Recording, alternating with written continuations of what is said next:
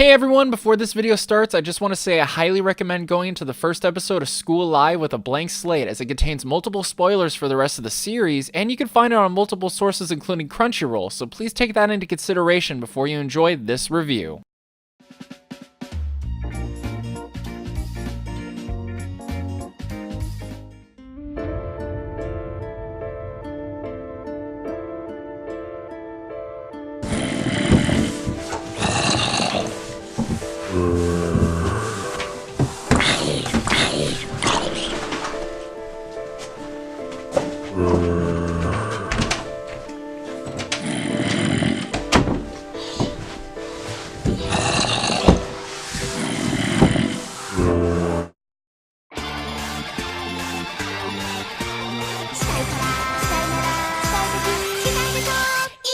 Did you ever love going to school so much while growing up that you wish you could live out the rest of your days inside the building learning and participating in club activities? Yeah, me neither, but in the anime School Live or Gakkou Gurashi in Japan, you get to see how a scenario like this can play out when the zombie apocalypse comes clawing at a high school's front door. Originally a manga series written by Narumitsu Kaiho while illustrated by Sudaro Kiba, this series' lighthearted appearance mixed with the darker themes drew in many fans of both the lighthearted and dark story genres, later grabbing the attention of the animation studio Lerche, and in July of 2015, the anime made a shocking debut on screen, especially for the newcomers of the franchise. The plot focuses on a group of high school students living out their newfound lives out in their school, which ended up being more than well equipped enough to survive the onslaught of the undead, and also try their best to maintain a somewhat sane lifestyle in the newly formed School Living Club. Following a group of characters in a zombie apocalypse scenario only works if the characters are varied enough so they are distinct from one another and are also able to showcase how their different quirks work with each other in multiple different situations, and luckily this series provides a very fun cast of characters that do so. Yuki Takia, the central character of the group and a carefree spirit whose positive demeanor helps keep up the morale of everyone around her despite the dire circumstances. However, due to the world crumbling apart around her, she suffers from the delusion that nothing bad has happened at all, and living at the school is just part of the club she has joined. Kurumi Ebi Suzawa, the general fighter slash defender of the group. Her athletic experience helps her take charge by using her trusty shovel in order to deal with most of the infected for the group, and is able to express her goofiness while pushing back her own fears the best she can. Yuri Wakasa, the club president and the calm, collected voice of reason for the group. She provides motherly-like instincts when caring about the club members and keeps things in order even when the world starts to crumble around them. Miki Nioki, the underclassman who joined the School Living Club after being found by the other members. Her knowledge keeps the group informed on plenty of survival tactics, but her general fear of the outside world tends to complicate her views on the current state of the situation the group is in. Kei Shido, best friend of Miki and was also trapped with her when the undead began to rise, but her want for the outside world eventually led her to seek out somewhere safe on her own. Megumi Sakura, the young teacher and friend of Yuki and the other club members. Thanks to a warning from her fellow teacher, she managed to survive and guide the future club members away from the danger of the undead and eventually help set up their lives in the school. Toromaru, a small puppy that was found by Miki and got brought into the club with her. This little rascal is smart enough to open doors and tends to cause plenty of trouble for the club, but is still very much loved by the group. The idea of having a zombie apocalypse take place in a wide scale but only focusing on a small group being held up in a school for the duration of a series may not sound like it can stay interesting for a 12-episode run, but there is surprisingly a lot to unpack here, not only because of the survival aspect against the undead, but because these characters are so well written for the slice of life aspect of the series. The School Living Club consists of a variety of characters trying their best to cope with the hand they've been dealt, but thanks to Yuki's optimistic spirit, they also feel free to be themselves, which introduces us to a side of each character that represents who they were before all the craziness began. Megumi is a great example of this, as her backstory is shown to be a teacher struggling not to cross the line between friend and teacher with her students, but not being able to help herself when the students respond so positively to her caring nature, which ended up being a saving grace for the group that ends up surviving the initial outbreak because of the friendship she had formed with Yuki especially. This comes off as a very bittersweet scenario for Megumi, as on one hand she has to live with the fact that many people she once knew have more than likely passed on, but on the other hand, her real self that cared for her students managed to help them not only on a level as a teacher, but very much as their real friend. Take that, Board of Education! Yuki, for the most part, is the reason why the morale of everyone can remain so high within the group, but it's also the friendship between all the girls that makes the character dynamics in this series so good. Kurumi and Yuri play along with Yuki Yuki's delusions for the sheer fact of how rare it is to feel positive when it comes to being in dire situations, and they clearly care so much about her well-being, even going as far as to convince Miki to go along with it when she arrives. These characters seemingly had no connections between them before the outbreak started other than the fact they were attending the same school, but because of the situation thrusted upon them, they formed friendships that will last a lifetime, which is showcased with all the games they play and the trip outings Yuki comes up with for the club activities.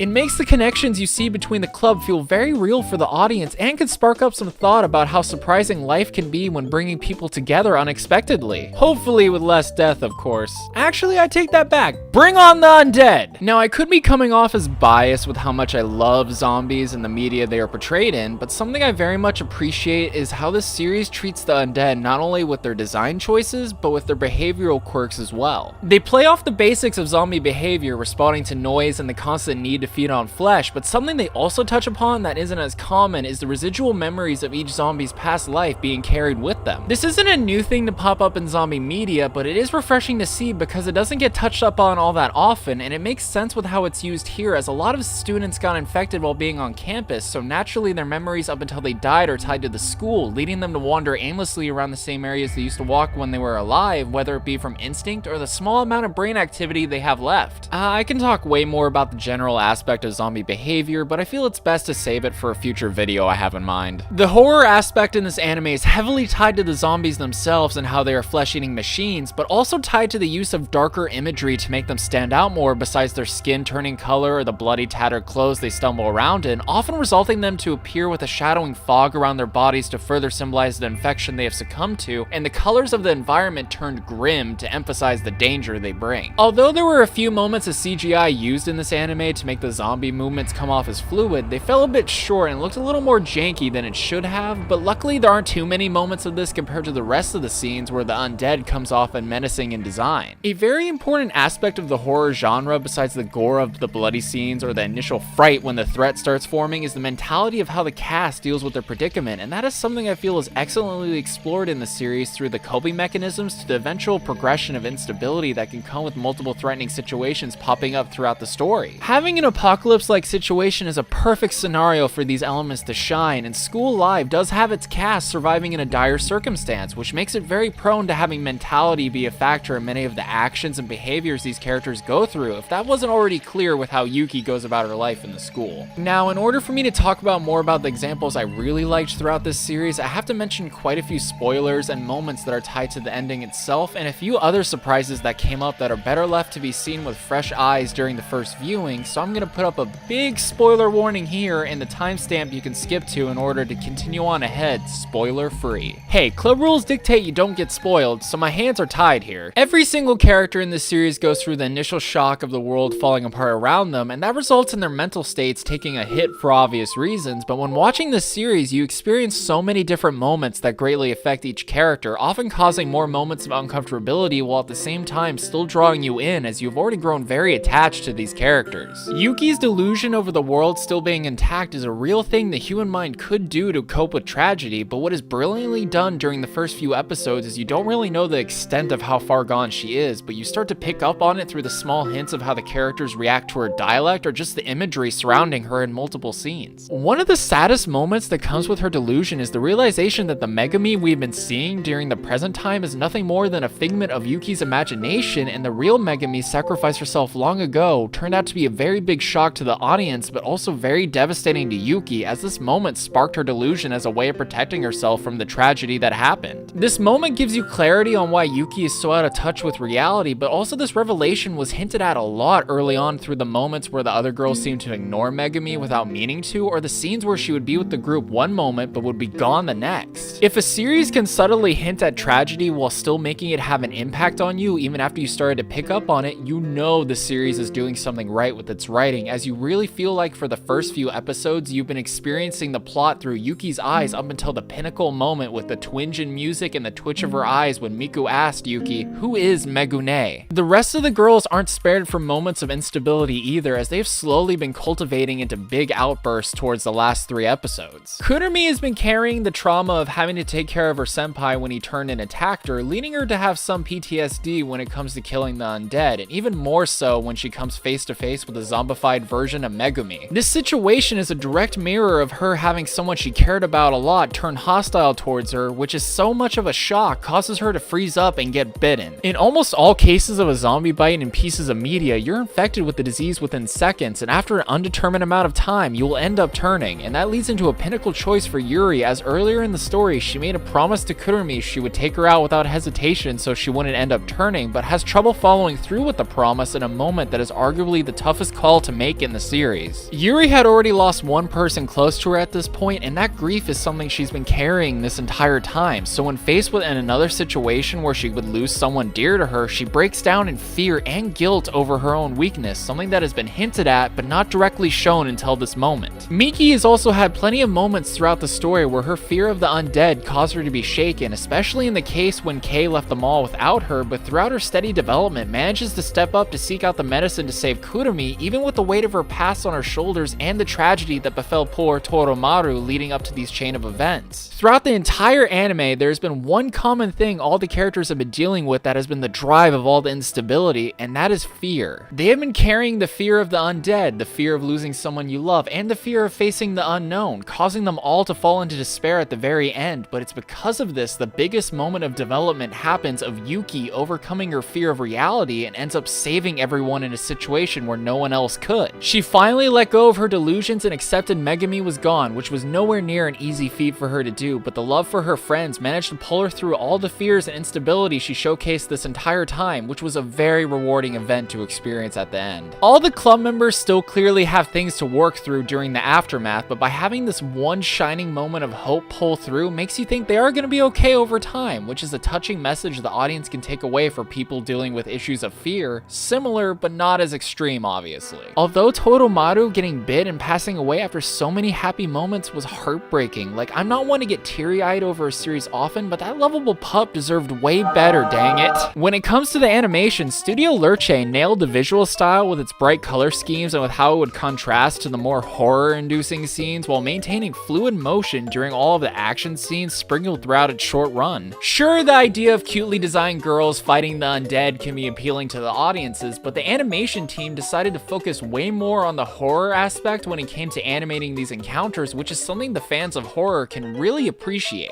Every character design is different from one another and very memorable because of it, especially when you pay close attention to the eyes of each character. The subtle hints to each character's personalities emulated through the details and colors of each eye, like with how Yuki's pinkish iris can be a representation of her sweet, caring nature, while the darker tint of red that appears can represent the cracks in her mental state, which can also be said for all the other characters with their color combinations between them, which is a very distinctive trait for an anime to have. Or I can be completely off base here and this studio just makes really well designed eyes, but I like to think I have an eye for detail. That was bad, I'm sorry. The opening to this anime is one of the most memorable things you can take away from this series, as not only is the music choice very catchy, but the pacing matches up to the beat even when the visuals keep on changing to keep up with the plot of the series. After the first episode and the grand reveal of the undead gets shown, over half the visuals change to reflect the true nature of the story while further emulating Yuki's disconnect from reality. Take the shots where she's running through the school and her silhouette beams a perfect setting inside of it, but everything else outside is in ruin, showcasing how much her delusions affect her life at the school, and that's just one of the many hidden details you can pick up on in this opening. The soundtrack of this series does very well with its tones matching the happy life of a bunch of students hanging out together while balancing the tracks that emulate the sadness of the world crumbling around them and their inner turmoil caused by the undead. Ending animation wise, the series uses quite a few different pieces and scenes to match the point of the story they are telling, which is a nice touch for the fans to stay interested in the credits even if they are dying to see the next episode. I've only seen the subbed version of this anime, and I think the voices given to each character worked really well when fitted to the roles they were playing, especially when they all come together to have a nice, fun, relaxing outing to distract themselves from the harsh reality of the outside world. Overall, I had a really good time with this series. It's very fun with its slice of life aspects while maintaining the thrill of danger that comes with having a constant threat like zombies always being within arm's reach, and with how this series ended, there's plenty of ways for the plot to be explored further if they ever do decide to make a season 2. After all, the manga goes past where the last episode takes place, and I I would love to see more of this story animated on screen. I give School Live 9 mustache bears out of 10, and I highly recommend you give this series a shot for the dark yet fun aspect of it. Thank you guys so much for watching this video. I 100% intended to get this review out a bit sooner than I did, but I got pretty sick for a week and it was a bit of a struggle to get back to work, but I really hope you enjoyed this one. If you could show your support by hitting that thumbs up button, that would be a big help to me, and if you want to stay up to date for when the next review comes out, hitting that subscribe button will be the best way to do so. Now, if you'll excuse me, I need to go charge my Switch.